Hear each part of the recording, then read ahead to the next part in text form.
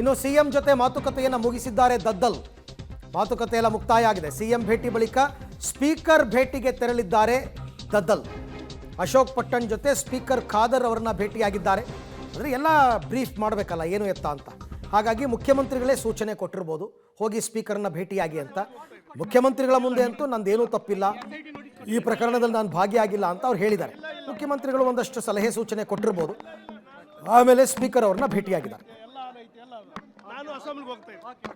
ಈ ಬಗ್ಗೆ ಮತ್ತಷ್ಟು ಮಾಹಿತಿ ನನ್ನ ಕೊಲೀಗ್ ಮಸೂದ್ ಅವರಿಂದ ಪಡ್ಕೊಳ್ಳೋಣ. ಮಸೂದ್, ಮುಖ್ಯಮಂತ್ರಿಗಳನ್ನ ದದ್ದಲ್ ಭೇಟಿಯಾದಾಗ ಅಥವಾ ಸ್ಪೀಕರ್ ಭೇಟಿಯಾಗುವಾಗ ಪರ್ಟಿಕ್ಯುಲರ್ ಆಗಿ ಈ ತರ ಏನಾದರೂ ಸಲಹೆ ಸೂಚನೆಗಳು ಅಂತ ದದ್ದಲ್ಗೆ ಸಿಕ್ಕಿದೆಯಾ, ಹೇಗೆ? ಅರವಿಂದ್, ಇಷ್ಟು ದಿನ ದದ್ದಲ್ ಅವರು ನಾಪತ್ತೆ ಆಗಿದ್ರು. ಇಡಿ ಬಂಧನದಿಂದ ಬಚಾವಾಗೋದಕ್ಕೆ ಯಾರ ಕಣಗೂ ಕೂಡ ಕಾಣಿಸ್ಕೊಳ್ದೇನೆ, ಯಾರ ಫೋನು ಕೂಡ ಸ್ವೀಕಾರ ಮಾಡದೇನೆ ಒಂದ್ ರೀತಿಯಲ್ಲಿ ಕದ್ದು ಮುಚ್ಚಿ ಓಡಾಡ್ತಾ ಇದ್ರು. ಇಡಿ ಕೂಡ ಹುಡುಕಾಟ ನಡೆಸ್ತಾ ಇತ್ತು. ಈ ಮಧ್ಯೆ SIT ಕೂಡ ಅರೆಸ್ಟ್ ಮಾಡಿ ಅನ್ನುವಂತಹ ಮನವಿ ಮಾಡ್ಕೊಳಕ್ ಹೋಗಿದ್ರು, ಅಲ್ಲೂ ಕೂಡ ಅರೆಸ್ಟ್ ಆಗ್ಲಿಲ್ಲ. ಆ ಹಿನ್ನೆಲೆಯಲ್ಲೇ ಇಡಿ ಬಂಧನದಿಂದ ಬಚಾವಾಗೋದಕ್ಕೆ ನಾಪತ್ತೆ ಆಗಿದ್ರು. ಇವತ್ತಿನ ಅಧಿವೇಶನ ಆರಂಭ ಬೆನ್ನಲ್ಲೇ ಅವರು ವಿಧಾನಸೌಧದಲ್ಲಿ ಪ್ರತ್ಯಕ್ಷ ಆಗಿದ್ದಾರೆ.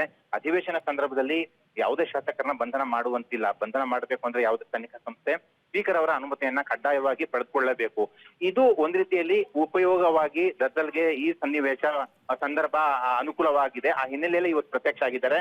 ಈ ಬೆನ್ನಲ್ಲೇ ಇವತ್ತು ವಿಧಾನಸೌಧದಲ್ಲಿ ಮುಖ್ಯಮಂತ್ರಿಗಳನ್ನು ಕೂಡ ಭೇಟಿ ಮಾಡಿ ಚರ್ಚೆ ಮಾಡಿದ್ದಾರೆ. ತಮ್ಮ ಪಾತ್ರ ಏನೂ ಇಲ್ಲ ಪ್ರಕರಣದಲ್ಲಿ, ಆದ್ರೆ ತನಿಖೆ ಎದುರಿಸಬೇಕಾಗಿದೆ ಅನ್ನುವಂತಹ ವಿಚಾರ ಚರ್ಚೆ ಮಾಡಿದ್ದಾರೆ. ಮುಖ್ಯಮಂತ್ರಿಗಳು ಕೂಡ ತನಿಖೆ ಎದುರಿಸಪ್ಪನೆ ಎಂದು ಸರ್ಕಾರಕ್ಕೆ ಮುಜುಗರ ಆಗುತ್ತೆ, ಬಂಧನ ಮಾಡ್ತಾರೆ, ಅದ್ರ ನಿನ್ ಪಾತ್ರ ಏನೂ ಇಲ್ಲ ಅಂದ್ರೆ ಬಿಡುಗಡೆ ಆಗೇ ಆಗ್ತೀಯಾ, ಇದೆಲ್ಲ ಈಗೆಲ್ಲ ಮಾಡ್ಬೇಡ ಅನ್ನುವಂತಹ ಬುದ್ಧಿವಾದ ಹೇಳಿದ್ದಾರೆ ಅಂತ ಕೂಡ ಹೇಳಲಾಗ್ತಾ ಇದೆ. ಆ ನಂತರ ಮುಖ್ಯಮಂತ್ರಿಗಳ ಭೇಟಿ ನಂತರ ಸ್ಪೀಕರ್ ಅವ್ರನ್ನ ಕೂಡ ದದ್ದಲ್ ಅವರು ಈಗಷ್ಟೇ ಭೇಟಿ ಮಾಡಿದ್ದಾರೆ. ಸ್ಪೀಕರ್ ಜೊತೆ ಸದ್ಯಕ್ಕೆ ಅವರು ಮಾತನಾಡ್ತಿದ್ದಾರೆ. ಇದು ಏನಂದ್ರೆ ಒಂದ್ ರೀತಿಯಲ್ಲಿ ಸೇಫ್ ನಡೆ. ಇಷ್ಟು ದಿನ ನಾಪತ್ತೆಯಾಗಿ ಪ್ರತ್ಯಕ್ಷ ಆಗಿದ್ದಾರೆ.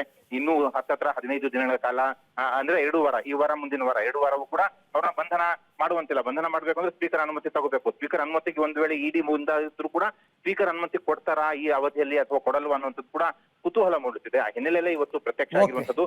ಕಲಾಪಕ್ಕೂ ಬರ್ತಾರ ಇಲ್ವಾ ನೋಡ್ಬೇಕು. ರವಿ, ಥ್ಯಾಂಕ್ ಯು ಮಸೂದ್ ತಮ್ಮ ಎಲ್ಲ ಮಾಹಿತಿಗಾಗಿ. ಸೊ ನೋಡೋಣ, ಕಲಾಪಕ್ಕೆ ಅಂತಾನೆ ಬಂದಿದ್ದಾರೆ, ಹೇಳಿದ್ದಾರೆ ನಾನು ಅಧಿವೇಶನದಲ್ಲಿ ಭಾಗಿಯಾಗ್ತೀನಿ ಅಂತ. ಮುಂದೆ ಏನಾಗುತ್ತೆ ಅಂತ ನೋಡೋಣ.